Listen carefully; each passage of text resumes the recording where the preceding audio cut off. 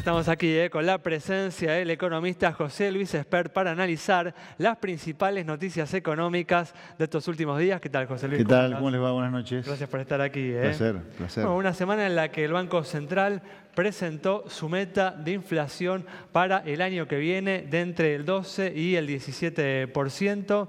Un objetivo que luce ambicioso, teniendo en cuenta que este año cerrará con una inflación en torno al 40%.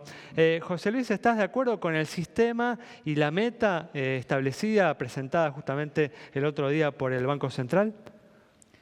Mira, la primera cosa que te diría antes de entrar al detalle que me pedí, que está bien, es bienvenido que tenemos gente muy seria en el Banco Central.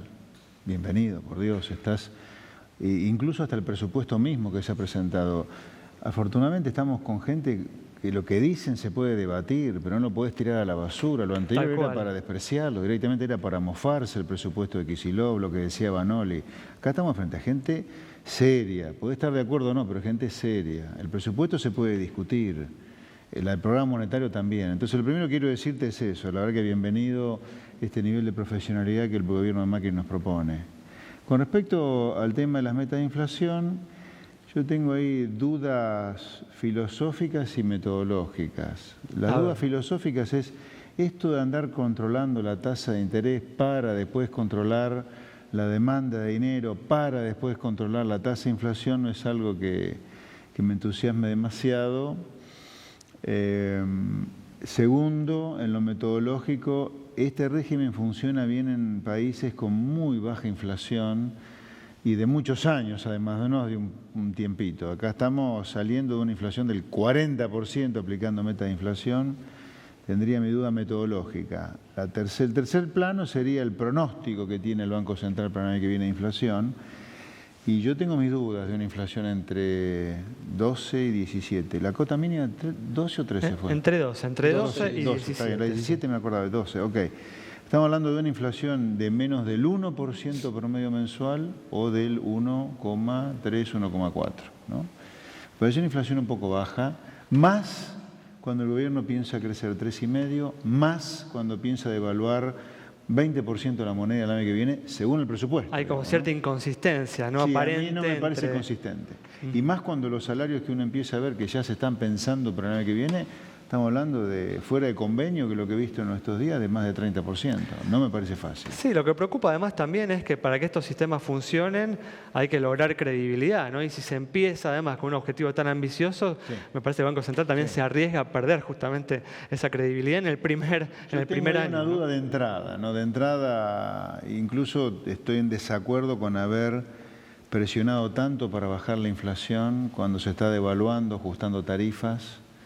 Yo creo que, porque eso nos lleva a endeudamientos públicos que van a generar incomodidad. Y atraso cambiario, y atraso cambiario si esto continúa así. Yo hubiera sido, si la idea era normalizar y no cambiar, como ha hecho este gobierno, la normalización yo creo que se podría haber hecho de otra manera.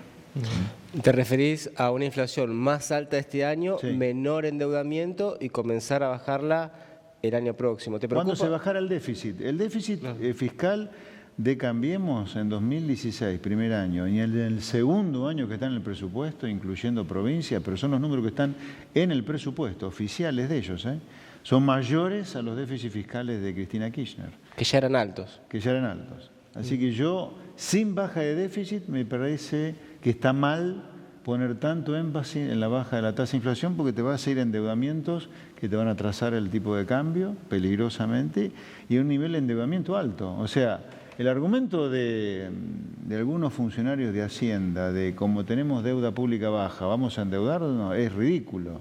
Justamente como la tenés baja la deuda, dejala baja la deuda, no que la usás ahora todo el margen que te da la deuda baja para endeudarte. Me parece que la propuesta es hacer un ajuste gradual que tenga el menor costo social posible, ¿no? Me parece que ese es como el planteo. Ajuste no hay ninguno. El déficit de este año de 8 puntos, el año que viene va a ser 8 puntos el producto, otra vez, según el propio gobierno en el presupuesto. No hay ningún ajuste fiscal, por lo menos. De 0,5 puntos creo que era, ¿no? Bajar creo que es 4,8 el de este año. Esa es la baja del déficit primario. Incluyendo provincias, el déficit va a 8 puntos, igual que este año. Porque las provincias van a tener más déficit en 2017 que en este año, según el presupuesto, ¿no? Claro, un tema preocupante. Muy preocupante. Sin embargo, las tarifas aumentaron y bastante, a pesar de la judicialización de los últimos días, y se expulsó bastante gente también en el sector público, ¿no? Se habla más de 100.000 personas. ¿Público? Claro, No, en el sector público. En el sector público nada. ¿Cómo? Si Bueno, los datos los oficiales del primeros Ministerio... meses el gobierno de Macri anunció que había sacado más de 100.000 personas, las cuales decía la mitad eran ñoquis. Ayer se ¿no? publicaron los datos oficiales del Ministerio de Trabajo y Empleo Público. El empleo público no cayó nada. Nada. El empleo privado sí ha caído. Y esta sensación de la gente de que efectivamente hubo un ajuste durante estos 6 meses, ¿a qué lo atribuís? Si efectivamente el déficit fiscal no bajó. A ver, no hubo un ajuste fiscal de ningún tipo, pero vos tuviste una devaluación en términos reales muy fuerte al inicio del programa que provocó una caída del salario real muy fuerte y eso te llevó a la recesión. Además de que ha habido una caída fuerte de la construcción por el parate que hubo en la obra pública inicial para ver dónde estaba la corrupción y dónde no había corrupción. Esas son las dos causas principales de la recesión, además algo el ajuste de tarifas. Pero la recesión es por eso, no es por el ajuste fiscal. Muy bien. En los últimos días se registró, ¿no? Una interrupción, se registró un aumento, un salto, ¿no? En el dólar que ubicó, ¿no? a la moneda norteamericana en su nivel más alto desde principios de marzo. Y parece, aparentemente reaccionando a esto, el Banco Central interrumpió, ¿no? La baja de tasas que llevaba ya 8 semanas consecutivas. ¿Qué esperás que suceda, ¿no? con las tasas de interés, con el costo del financiamiento en las próximas semanas?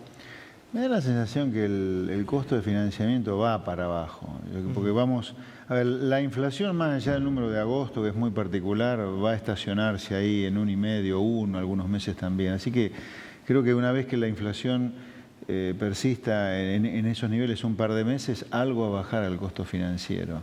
Pero cuidado que hay que ver, insisto, la negociación salarial pensando en el que viene y a dónde quiere poner el gobierno el dólar. A mí me parece importantísimo eso, porque si la evaluación es del 20%, no va a ser fácil poner la inflación en 12, 17 y las tasas de interés también entonces, ¿no? Así que cuidado que podemos experimentar una baja en la tasa de interés que después no se sostenga tanto. Dentro de límites muy razonables todo, ¿no? Obviamente estamos hablando de cosas dentro de límites muy razonables, ¿no? Para lo que es Argentina. Hubo, sin embargo, varios anuncios de inversión en estos días. ¿Te parece que si efectivamente llegan inversiones externas, hay un aumento de la oferta de dólares, se puede mantener el tipo de cambio en torno a los números que plantea el presupuesto, por lo menos? No, a mí me parece que en año electoral va a ser difícil mantener un dólar de 18 como el gobierno, o llevarlo tan arriba como el gobierno piensa. Yo me jugaría un dólar un poquito más abajo el año que viene, o, a ver, en año electoral la prima donna es el crecimiento económico y una baja tasa de inflación para que la negociación salarial se mantenga acotada. A mí no me parece que el dólar pueda ser llevado a ese nivel para mantener la inflación acotada. Yo pensaría que en año electoral el dólar no da para llevarlo a un promedio, como dice el presupuesto 18, porque eso implica un dólar de casi 20 a fin de año, es mucho. Sí, porque no sí. van a arrancar enero con 18, ¿no? Sí, no, tal cual. Hemos comentado acá también. Sí, a mí me parece que que vamos a ir a una economía que a lo mejor crece 3, 3,5, pero una inflación que creo que va a estar más alta que 12, 17, arriba de 20, y un dólar que va a estar abajo de promedio 18 el año que viene. Esa es mi sensación. Con un proceso de atraso cambiario que se acentuaría justamente a lo largo del 2017, Argentina ¿no? Pasó el dólar oficial de 9,70 a 15 y a partir de ahí hemos arrancado otra vez un proceso de atraso cambiario, eso no hay duda. ¿Crees de todas formas que ese objetivo o esa proyección de crecimiento del 3% para el año que viene es alcanzable? Sí. A pesar de las últimas cifras que tuvimos en estos últimos días. Es un número que puede ocurrir, no es descabellado. Muy bien, perfecto. Bueno, José Luis, muchas gracias. Un placer estar acá. Nosotros nos vamos entonces con el análisis de José Luis Espert sobre lo que viene sucediendo a nivel económico y las expectativas para el año que viene a partir justamente de las proyecciones que ha presentado en las últimas semanas el gobierno.